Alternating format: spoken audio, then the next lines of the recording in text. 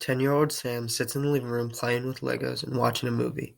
His mom, in the kitchen right next to the living room, is cooking dinner while his sister sits at the table working on her homework for the night.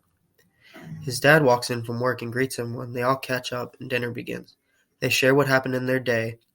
Life feels normal for Sam and he is at peace.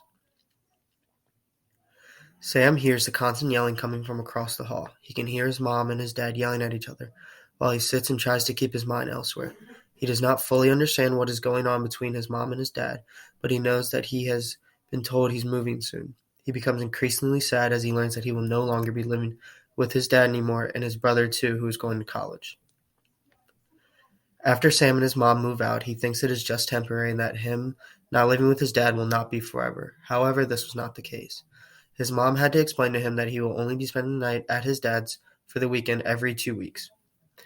This confuses him and it makes him angry because even though him and his dad were not super close, it still was his dad and who had been there his whole life. Eventually, Sam gets into a routine of seeing his dad, and they usually have a plan they go by when he stays at his house. They rent movies, order food, and catch up on all that has happened while they haven't seen each other. Sam gets super excited too when his dad will take him out to dinner during the week because sometimes it is almost 10 to 14 days between the times they see each other. This routine continues for years, all through middle school and even into high school. This becomes a very normal thing for Sam at this point, and he doesn't even think anything of it. During this time, though, Sam becomes extremely close with his mother and his sister because he sees them every day and spends a lot of time with them. Sam and his sister were never really close before, but they learned to do a lot for each other and with each other because it was sometimes the only option.